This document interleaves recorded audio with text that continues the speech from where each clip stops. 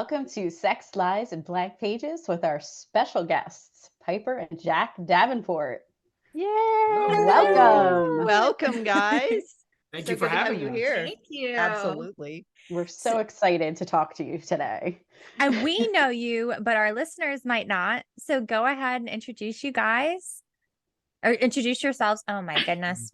We'll introduce you, and then you introduce us. Okay. Yeah, that's it. So I'm Piper Davenport, and I have been writing since I released my first book in 2010, actually under my real name. And Gasp. Scandalous. and then I decided I actually wrote clean, but not squeaky. So sex was behind closed doors. And then I thought, screw that. I don't like that. So I pulled all of my books and re-released them under Piper, added sex. Well, you started a new series as yes, Piper, I and did. then eventually the old stuff in. pulled everything in because I made New York Times under Tracy. So I went, Don't crap, lose what that. do I do? Yeah. So we just put New York Times bestselling author Tracy Jane Jackson writing as Piper Davenport, and then re-released all of the books under Piper. So I think I've been writing as Piper since 2012, but solely as Piper since 2014. And the rest is history. Now I only write under Piper. And then I made him quit his job 6 years ago and write with me exclusively because he's always done all my covers. So he'd write occasionally, like I'd be like, help me punch this up a little bit. Like fight scenes are my nemesis. Like I'm just like, I just hit them. I don't know. I don't know. He's so much better. Yeah. And he's naturally funny too. So he'll give me a really good joke and we can run with it. And I'm like, you can do that. He's a songwriter. Anyway, he's a drummer, but he's also a songwriter. And so I'm like, you can write. You can do this. So, If you can dodge a wrench, you can dodge a ball. If you can write a I song, love dodgeball. you know, I mean, but it is kind of true. Actually, when I started, because she, really, like she said about six plus years ago, finally said, like, you don't like your job anymore. No. Just stop that. Come play with me on the island of misfit toys. So I was already going to signings with her. Like she said, I was already doing the book covers. So I was sort of known, the community sort of trusted me. And so she's like, I think you can do this. Yeah. And so we started doing that together. But I was raised around bikers and criminals and musicians and dirtbags and weirdos. Yeah. So, I would read her It's a stuff. great crowd. It is. I know. It's like, about my family like that. We're probably all cousins. But, but I'd read her stuff or she'd read me something and I'd go, maybe a dirtbag would say something a little more like this, maybe. And so she's like, hey, you've got a good knack for this. So we write separately now. We write together. More and more we're writing together. Yeah. Because it's that one-upsmanship of like, oh, this you could do this, you can tag that. Oh, that's a good idea. I have a question. I have a question that just came to me. Has Piper ever written anything, either like a move in the bed or the description of a dick, and you're like, hold on, whose dick is this? Where did you learn this? Or have you guys tried it out? No, it's more the other way around. Of like, let's go do some market research and put it on the page. Or she writes something. I'm like, oh, you like that? Like, okay, cool. Or sometimes I'll pull a move though, and I'll find it in a scene, and I'm like, who taught you that move? He's like, you did, and I'm still sore, but it was fun. Because you guys have been together forever now, like, right? I mean, for a long time. Did you We've been together for 30 years, almost married 30 years. Yeah. Wow. Yeah. That's incredible. Yeah. Yeah. Congratulations. Oh, thank you. Thank you. Still haven't killed each other yet. But give it time. Give it time. This is Pepper. Hi, Pepper. You have Pepper and Piper. Davenport. Yeah. Yes. Oh, Pepper is so Pepper cute. Potts Davenport, of course. Yeah. Oh. For those that are just listening, it's a dog. Yeah. And me and dogs are He like talking about his dick still? I just wanted to clarify. Would you name I don't your want to get dick canceled Pepper? or anything. I mean, people have done stranger things. Choke on this Pepper, baby. Very true. Very true. And if I was to name my dick after a Marvel character, I don't think I would choose Pepper Potts. No, I think I'd call it Captain America. Iron Man. Is that what you saluted every time? Yeah. Okay. So you also said something else, and I have question, discussion. I don't know how to name it, but you said that you used to write squeaky clean. And then you're like, the hell with that. And you wrote explicit. And I was just thinking the other day about in thriller books, you have murder scenes explicitly described and nobody bats an eye because that's a part of a thriller is you're going to have that. But in romance books where you're falling in love, people lose their minds about showing explicit sex scenes, even though that's obviously a part of it and it can change a lot of things. Yeah. What was it for you that flipped the switch? Was it just easier to write or was it like, what was it? He used to be a pastor. So yeah, I've been a lot of things. I've been a lot of things. Yeah. So when I started writing, I wanted sex in my books, but at the time he was a pastor. And so a lovely Christian woman had challenged I was the music. I was always the music guy, you know, so the music guy gets to be a little freaky deaky, little hippy dippy, which I always was for sure anyway. The evangelical Christian music or the evangelical Christian movement that attached itself to me for 25 years. And that was a whole different chapter that brought good stuff, weird stuff, bad stuff, interesting stuff. And that's life. That is life. That's exactly it. It's a life thing. We got into it to love people and got out of it so we could continue to love people. Yeah, basically. Got it. That's the long and short of it. Really.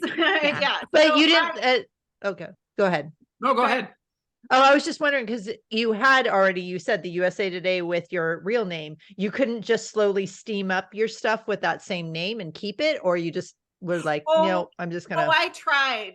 Oh, they didn't like it. Oh, they didn't like it. They came for me. With pitchforks. Well, I mean, when you say clean, to some people that reads Christian. I don't know why. They're different words. Yeah.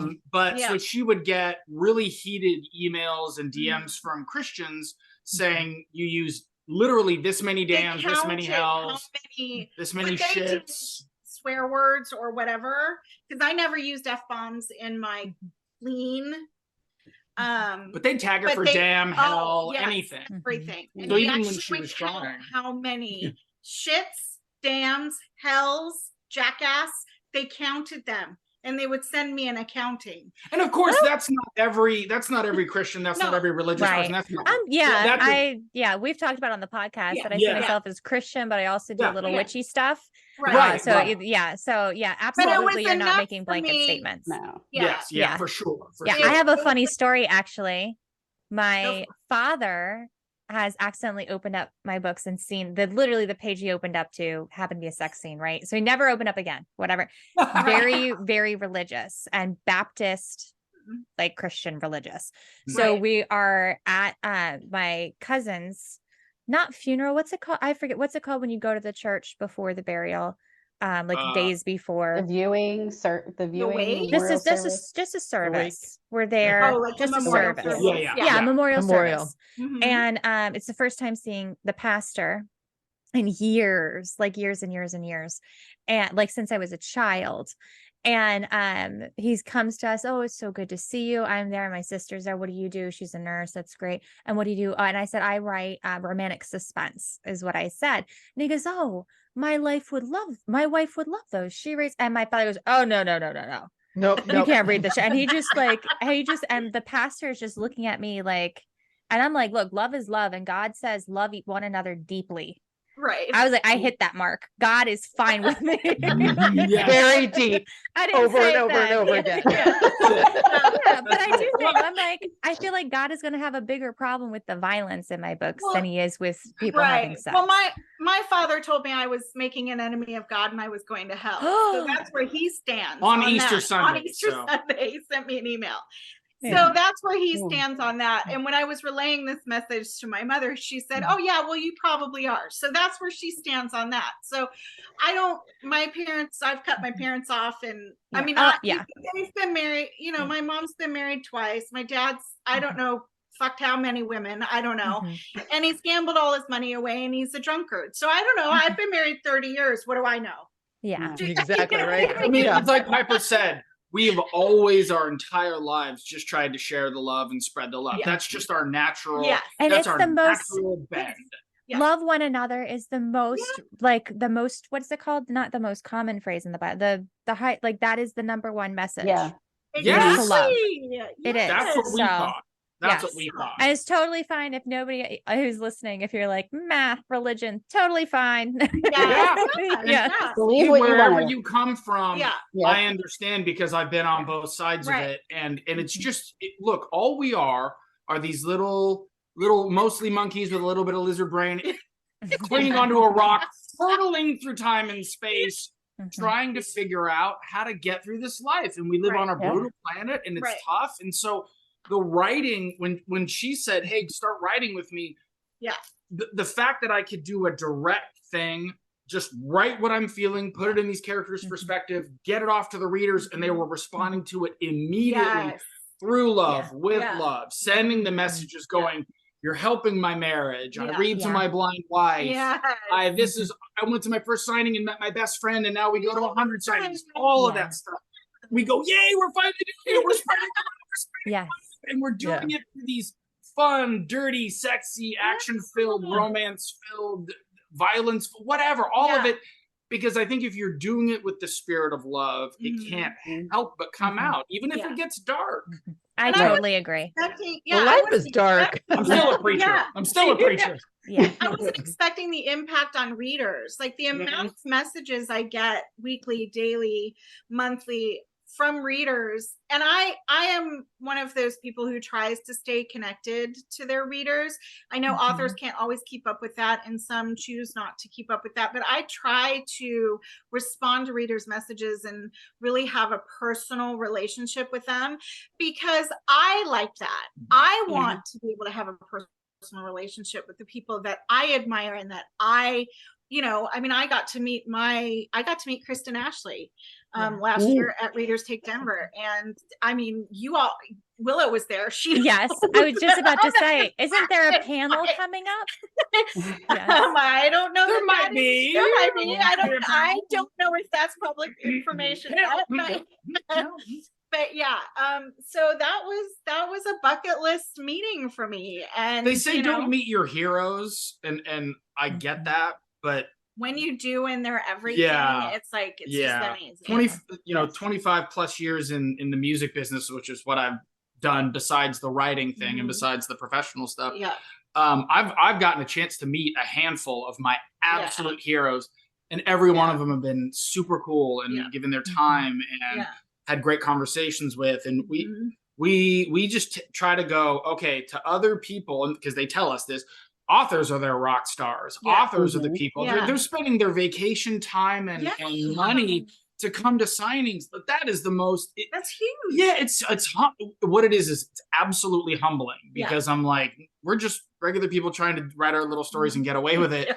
And it's when you meet the readers that it hits with. Forget the people that it doesn't hit with. That's fine. You're not. It's art. You're not gonna reach everybody. But when you get that connection, it's a nice buzz. It's really neat. It is. And the people that poo-poo our community don't realize how much love is actually in the community. No, they don't. It is so loving. Yeah. And like I said, I was in rock and roll for 25 years. I was in the church for 25 years. Neither of those environments are nearly as loving, supportive, non-judgmental. I mean, I know there's drama where there's people, there's drama. We were just talking about drama. We all know there's drama. I mean, it's out there, right? It's out there. We try to just not be involved in any of it because that's just not our thing. But of course it's out there. But mostly it's just support. Drama saying that you should only have one dialogue tag. What? That was drama? Oh my God, you haven't seen this new guy who only has one book out that says there's only one dialogue tag you should have, and it's said. That's it. He said, she said. That's it. Oh God. Oh, that just makes me itch. Is this TikTok? That's it? Oh my gosh, I'll see if I can He said, find it. she said, they said, that's it. Only dialogue Case closed. No. Yeah. Cool. No thanks. I'm pretty sure I make up that words. AI? I make up new AI. words. Sorry, somebody Make up a needs to word if like. one doesn't fit. Yeah. Oh no, I I'm made bad up at a making word. up words. It's called Hispered. So Yeah, I made that word up because it didn't work. She's angry, so she had to whisper. She whispered. Whispered. I think we should make that a word because Yes. I use it a lot. Yeah. If I whispered a lot. Shakespeare made up words and they stuck, we can make up words and they'll The stick. English Yeah. language is fluid. Oh my God. If Right half the now, time you think of somebody, a reader could look at our first draft, I'm like, half of it is like made up. Yes. Yeah. They'd be like, is this I don't know. She's Blah speaking blah English. blah Yeah. written in Yeah. places. Oh, I have Blah, been, blah, like, blah, fill in- something meaningful. Yeah. Yeah, like how many times I've filled in a fight scene and I'll just highlight it. Fight here. Well, and a lot of times that's how we co-write, because you don't want to Is that stop okay? the flow. If you go into something and you're just not having it, to know that there's that other person where you can just go XXX, put your mojo here. I want this to happen. Yeah. And Yeah. you know, and, Yeah. and a lot of times the other person will go, oh yeah, I've got that. I can get Yeah. in there and you know, it's So Yeah. speaking of this, pantser, plotter, how exactly does it work? Oh, pantster. Oh, good. yeah. At least That's you what guys are on that the sounded same. like when you said, "Can you put your Yeah. mojo here?" Like it Yeah. sounded like you were talking Yeah. about pantsing. Yeah. So Yeah. then, if you hit that wall, then do you just wait for the other person to come in Yes. and have it flow? Yeah, or you move on to where your feeling is okay and Yeah. knowing that Mhm. they're going to fill in that like skip backspace. around.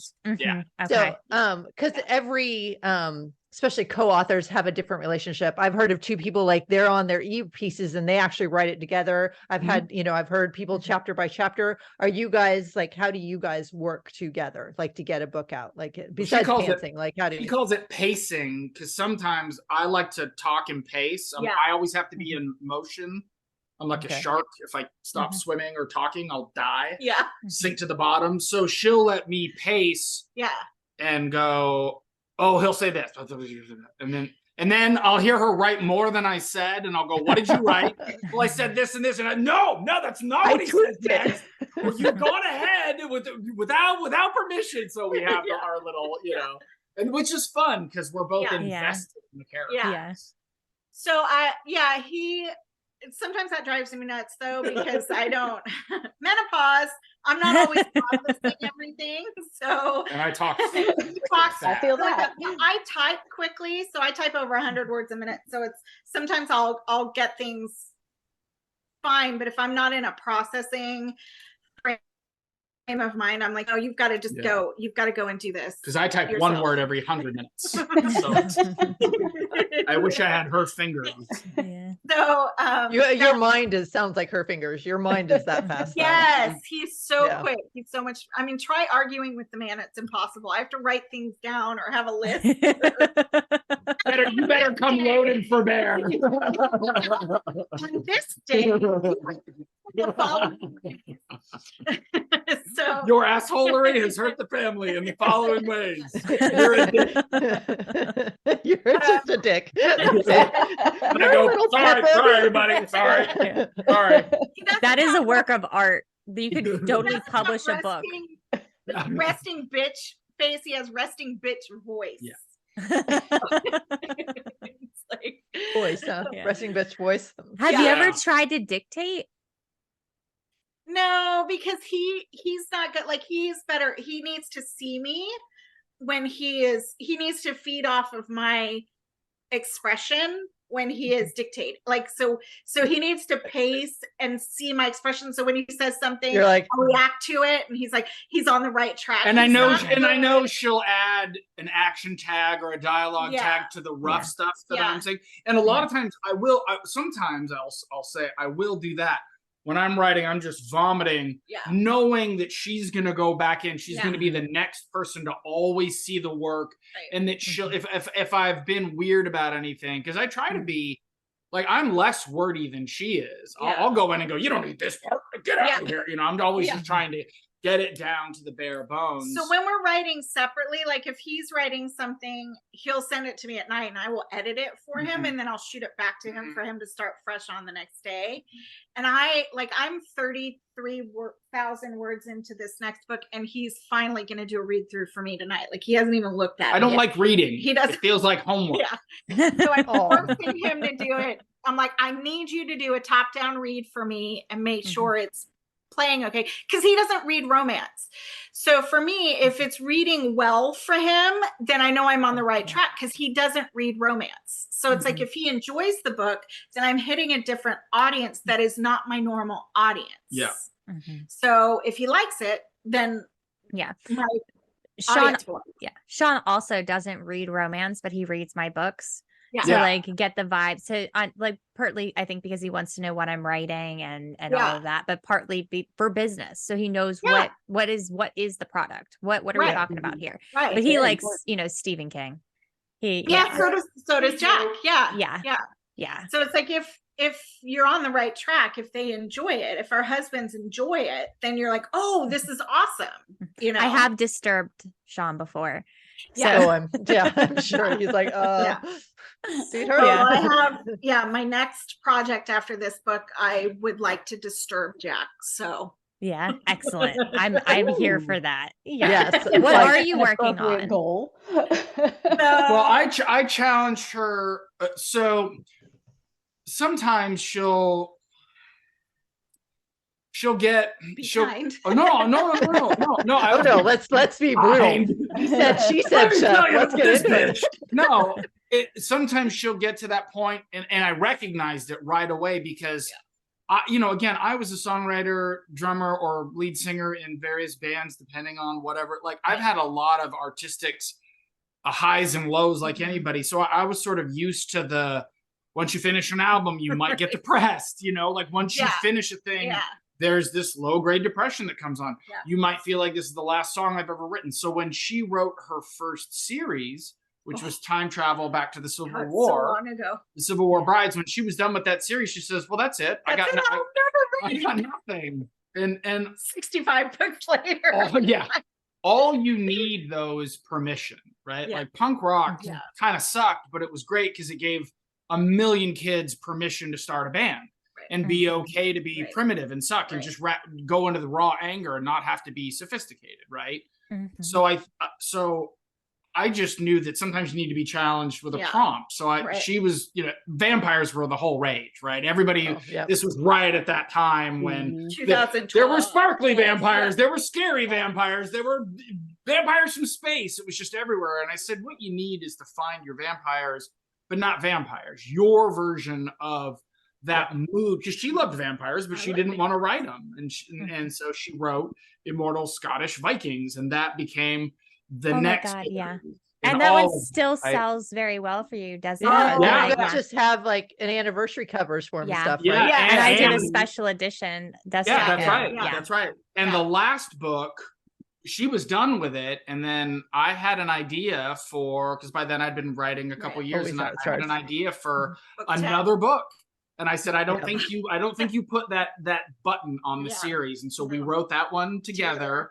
And then I got the idea for a sequel, and now we've just released the first in the kids, the next generation. So that's called Boundless. I was just about to say, give us a title of where to start for our listeners. Yes. Bound by Blood. Bound by Blood is the first in the Caldane series. That's actually free everywhere for download. So they can start the whole series for free. And then Boundless is the first in the next generation. What about your other books? What order should they read those in? So Road to Desire is the first in the Motorcycle Club romance, which is set in Portland. That is also free. So basically the first in most of my series are free. So The Bride Price is free, and that's the first in the time travel series back to the American Civil War. And then you have Witness, which is the first in the series My Romantic Suspense. You have Saving the Preacher's Daughter, which is the first in my Savannah, Georgia MC. Dogs of Fire. When was that? I'm sorry. I gotta know. When was that one written in time frame here? With, that was, God, you're quizzing them like that? That's a while ago. Like, did shit already hit the fan, though? Had shit already hit the fan with the church and the parents, or no? Well, you were a Piper. At that point, no. But there's always, look, here's the deal. When we were in the church, we were often the voice of dissent. Yeah. Often the voice of, I'm sorry, what the fuck are we doing here? Yeah. Why were you sleeping with that person? Well, there was not married? Before we even get to that, the Where fact is my money going? right, the fact that 6 pastors that I worked under all ended up being busted for various things, including one that did 5 years in federal prison. So, but all of that being said, even in whatever, we were always the people going, but how and why? And we've always just been rebellious, I guess. So even in her writing, when we were in the church, it was always a bit counter, but why? What are we doing? Asking questions, not being negative or contrarian, but just they don't like questions. I know, right? You should ask questions. You're just looking for answers. People in power don't like questions, especially from women. Yes. Oh, absolutely. I was in trouble a lot. I was in trouble a lot, and the amount of times he got pulled into a meeting about me. Well, they'd come into me about controlling her, and I'd be like, "It's your fucking problem. You call her in and you have a conversation." But I back my wife, and I was there, by the way. She's not the problem. Oh, but she said the F word. Who fucking cares? It's a word. Bitch that she was chastising is actually the one that's the problem, by the way, even if she's your wife. You know, so again, that judgment and that love that we were looking for in that community, we found elsewhere. And again, if you're finding the love in that community, that's great. We're not here to badmouth anybody. It's just, and you're not, you haven't, you're just telling your experience. And we work it out in the books. You'll see, we work it out, because you work out everything in the books. That's the point. And if it offends people and it drives some people away, I hope not, because that's not our intention. Well, you're coping through things when you're writing, whether it's subconscious or conscious, and when your readers are reading, they're also coping, again, whether it's subconscious or conscious.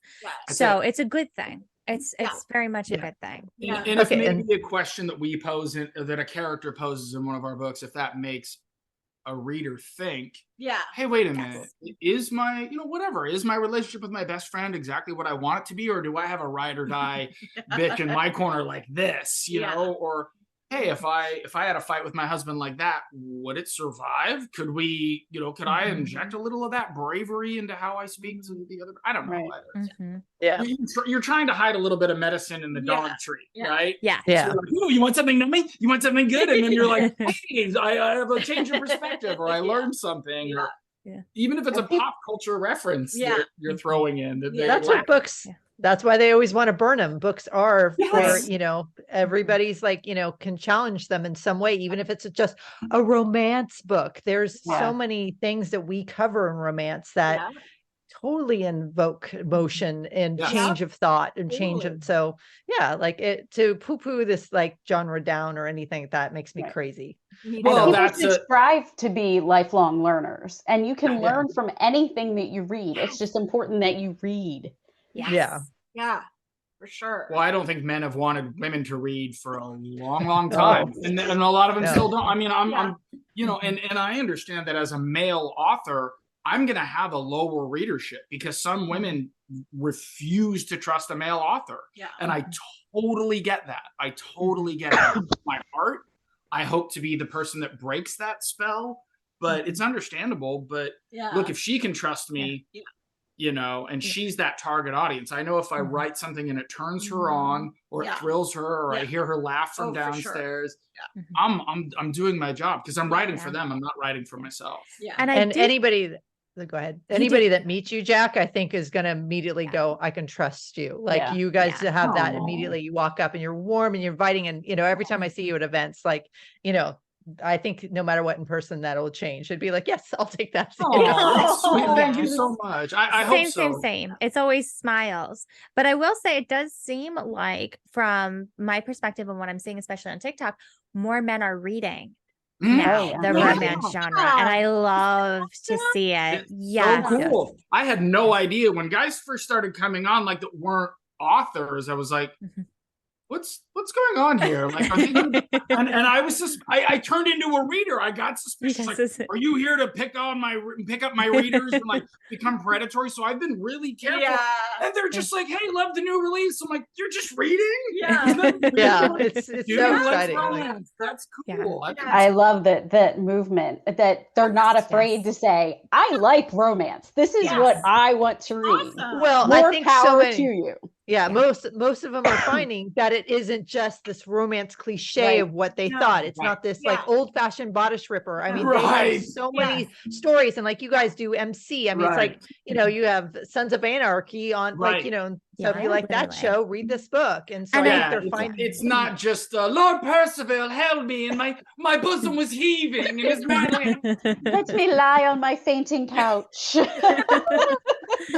And I do think with a lot of the hurdles that we have to overcome, like a lot of the judgment and the shame that comes with it, having men stand in the gap is going to make a lot of difference moving forward. Like, I think so. I think so. Yeah. You know, and if not, it's also, it's kind of, I don't know. I get a charge now because I was always like so into the music. Like when I'm making music, and I still produce a lot for other people, when I'm making music, I'm so 100% into it and I love it that I can't be objective. There's no sexy indifference. I want to be inside the music at this level, this molecular level. Yeah. With writing, it's like, no, I'm doing it for them. And if it pisses somebody off, good. Yeah. Like, I'm not asking for everybody to like this. And if you think I'm some sort of smut peddler or something, I don't give a shit. Yes. My kids love me. My wife loves me. My dog tolerates me. It's all good and good.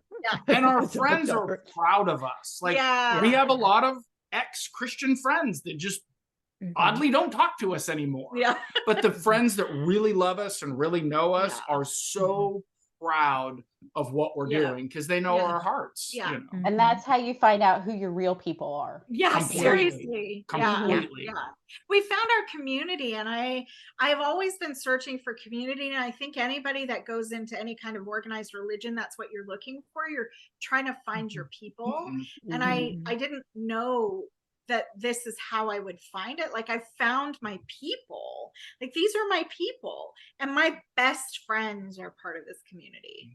And like, these are the people who have had my back. Like, Willow and Stacy are two people that have had my back for a while. And it's like, you know, you don't know.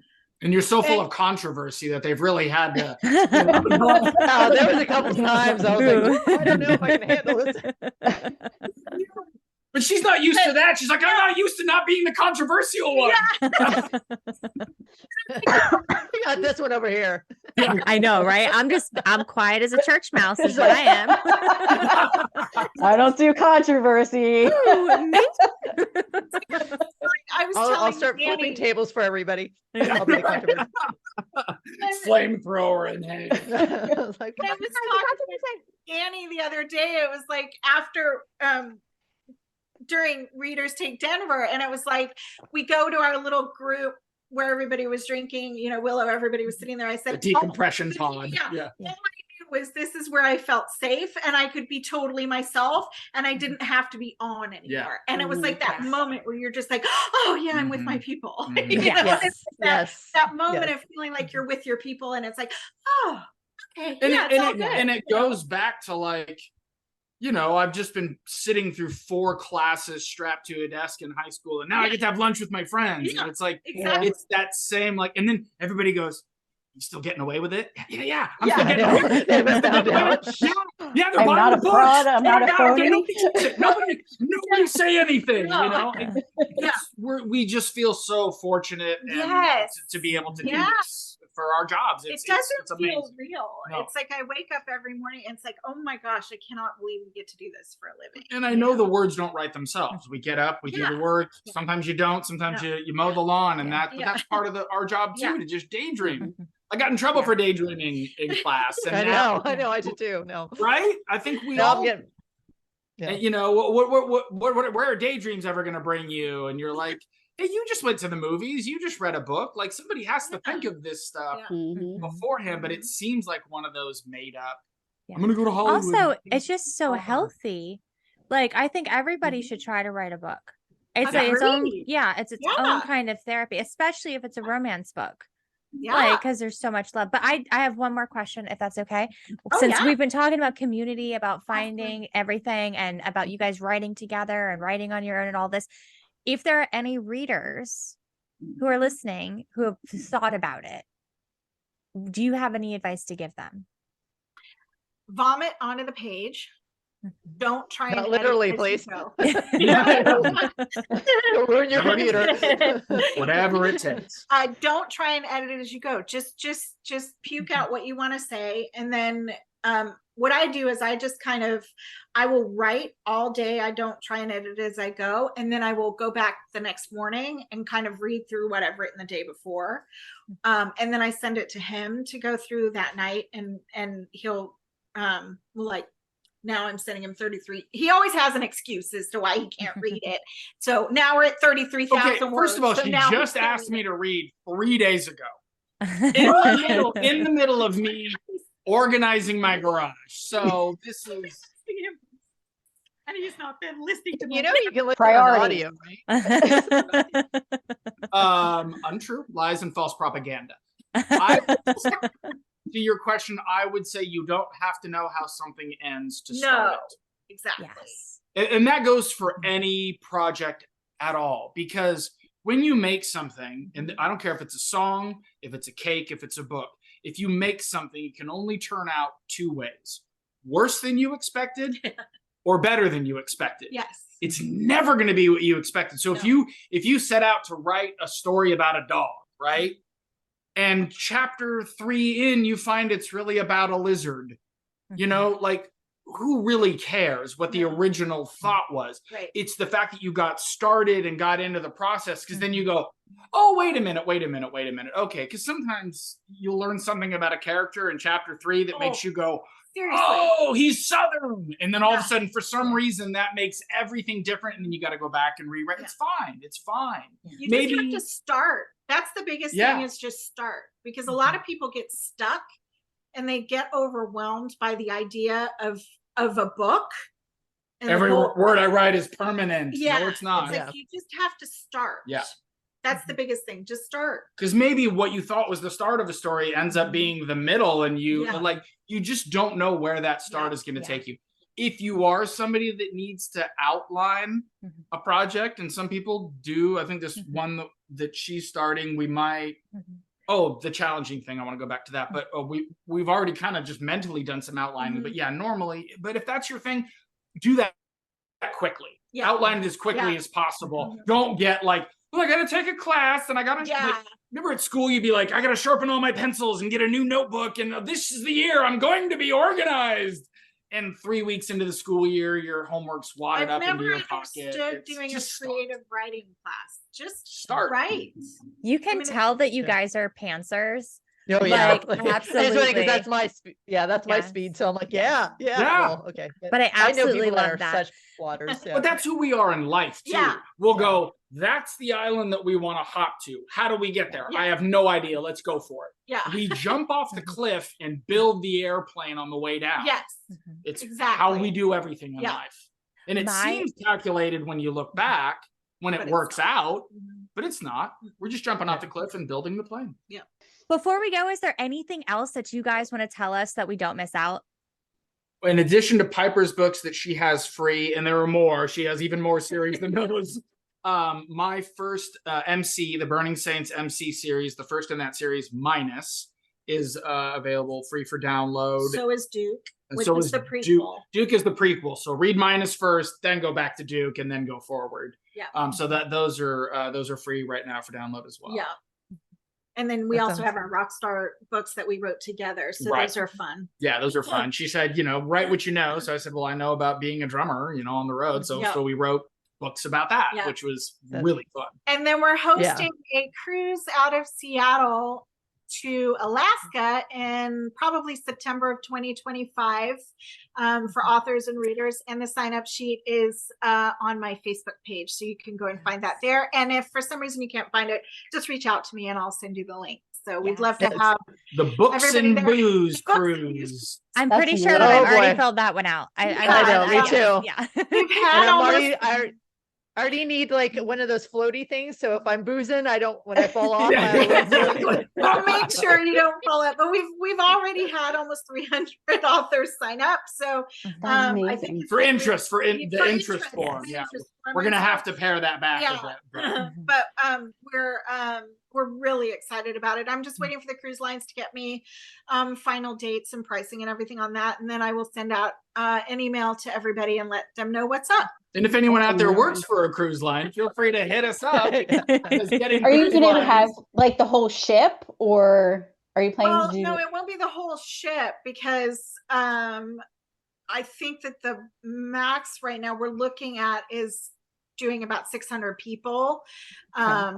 But we'll see. I mean, I've had close to 300 authors. We won't be taking all of those people, obviously, but then we've got readers on top of that. So I want to try and keep it. I'm going to try and keep it a little bit more intimate this first time, just because I want to keep everybody. I want everybody to have a really great time, and I want everybody to have enough time with their favorite authors and everything. That's the best part about cruising is you really spend the whole week with the readers, and it's like a signing, you have your 10 minutes at the table, and then maybe you'll see them at a mixer for another 5 minutes, whereas you really get to know people. And roommates, like we've said, like you end up rooming with somebody on a boat. It's like there's something magical about it, and so it can be magical, or it's tough too. And that's it. We've done like 9 or 10 cruises in our life, so we also want to like be the kind of people that are good representatives for cruising. Like, hey,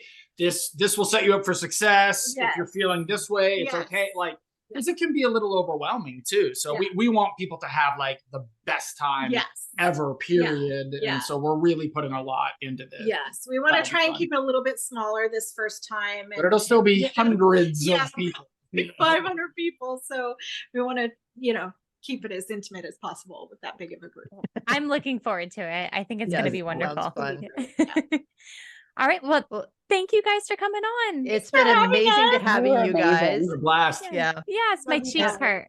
and I think we'll all be together in Readers in Denver. Readers definitely. So we'll have to catch up. But thank you guys for coming. All right. Thank you guys. guys. Bye. Thank you. Bye.